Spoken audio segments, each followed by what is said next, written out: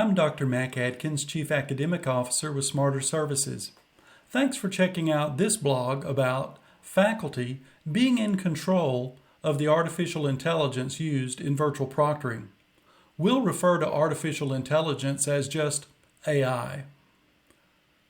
Hollywood has produced several blockbuster films in which AI, in some way, has taken over the world. The Matrix was a great example of a film in which superintelligent AI became a reality. Even back in 1982, Blade Runner was a story about bioengineered replicas of humans being powered by AI and living among humans. And who can forget The Terminator, in which AI suddenly turned evil and started killing everyone? The underlying theme is that the artificial intelligence becomes more intelligent than the humans who created it. Thus, we need to fear AI.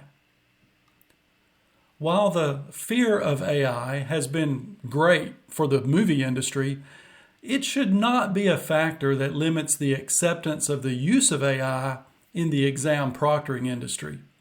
At SmarterServices, as we engage in dialogue with faculty and administrators of higher education institutions, we're often asked questions about the degree to which schools are in control of the AI used in virtual proctoring.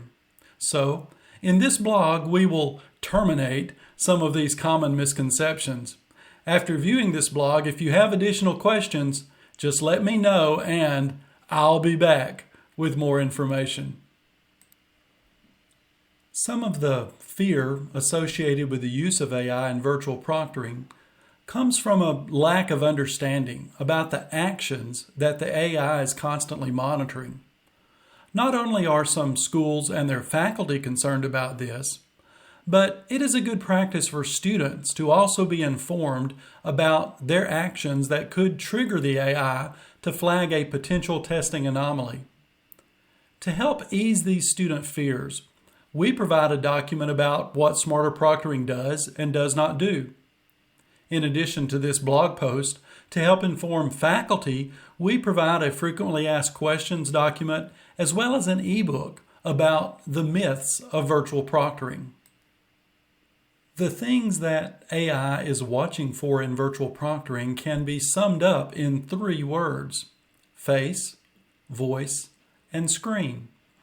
The AI within virtual proctoring looks for certain visual signals to detect whether the integrity of an exam may be compromised.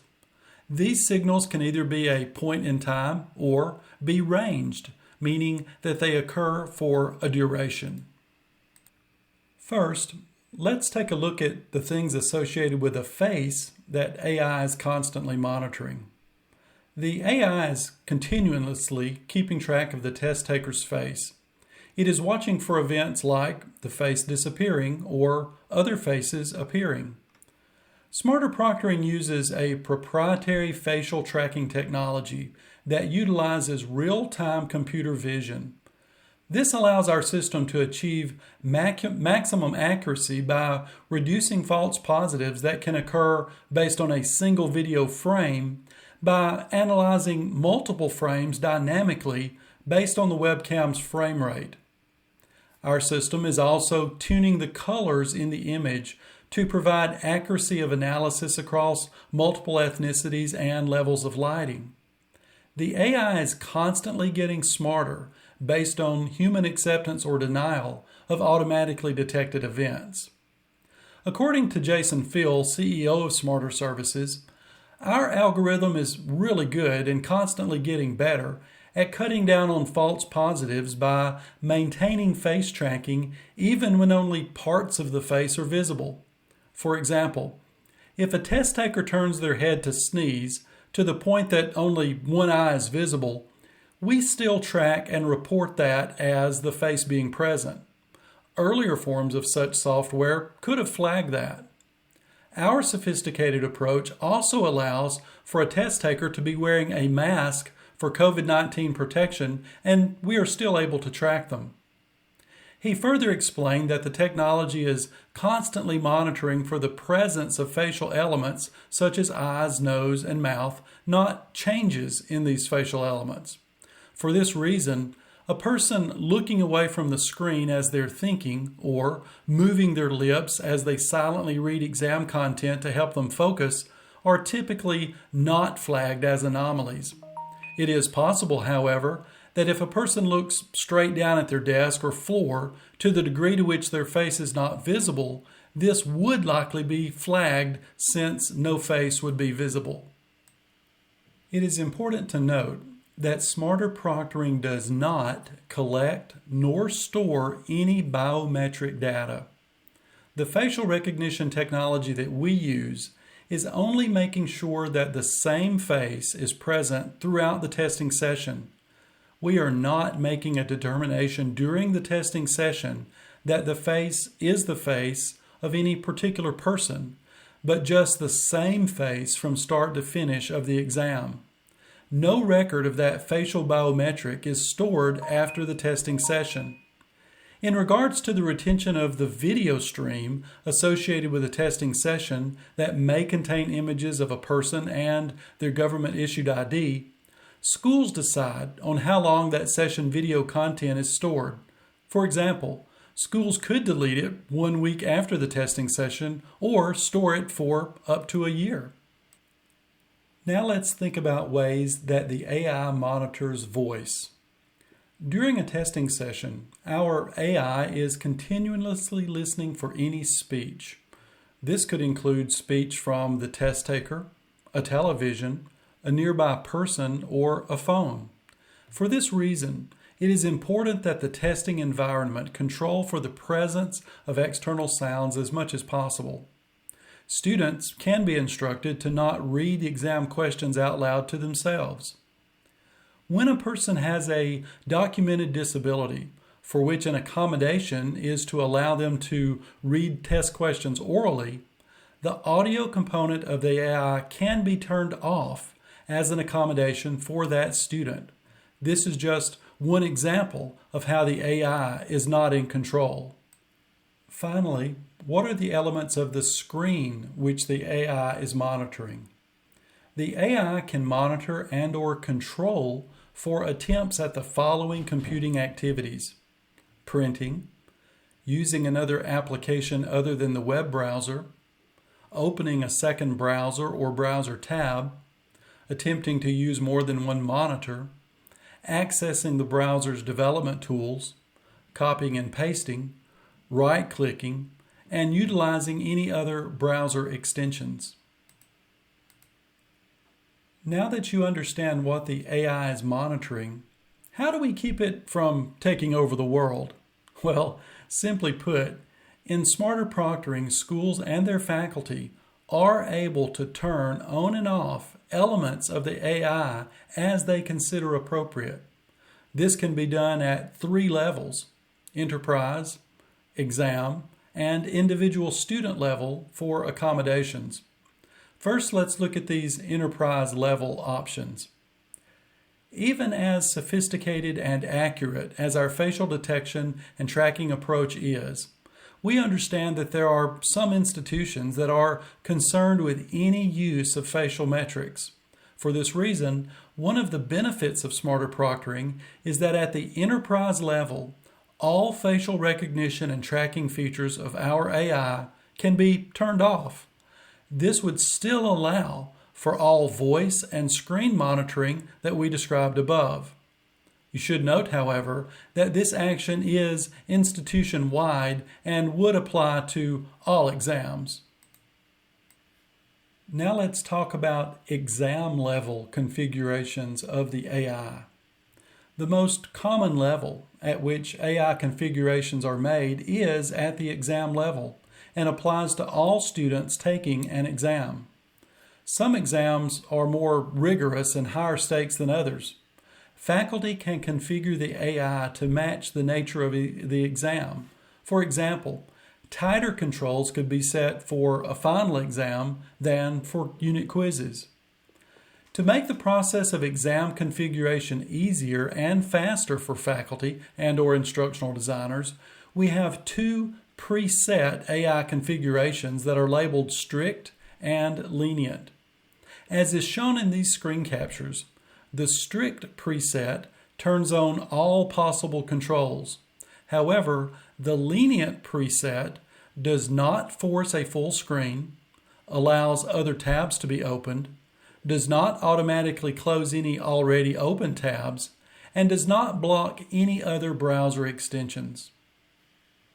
If either of these preset levels is not exactly what the instructor has in mind for the exam, any or all of the following aspects of the automated session can be toggled on or off. This is the way that we can configure the AI to meet the exact needs that the instructor has in mind for the exam. These configuration settings include recording the webcam, recording the screen, recording audio, doing a room scan, forcing full screen, allowing only one screen, disabling new tabs, closing open tabs, disabling printing, disabling the clipboard, disabling right-click, blocking other extensions, and verifying ID. In addition to the exam level settings in regards to the degree that the AI is controlling and monitoring the testing session, SmarterProctoring also allows the faculty member to configure several elements of the testing environment in regards to permitted items. Faculty can toggle on or off each of the following possibly permitted items: note sheets, open textbooks, calculator, earplugs, formula sheets, dictionary, website, or blank paper. For each item that they toggle on, they can add notes, such as what type of calculator is allowable. Faculty can also toggle whether or not a bio break is allowable.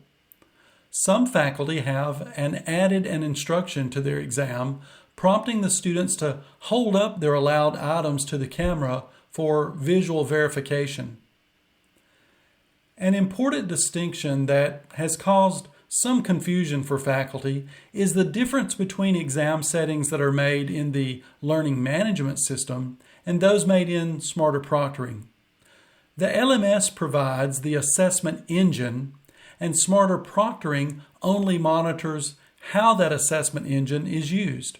For example, using the exam configurations in your LMS, a faculty member can configure items such as exam duration, passwords, random question selection from a pool of questions, whether or not a student is given feedback for incorrect answers, and such.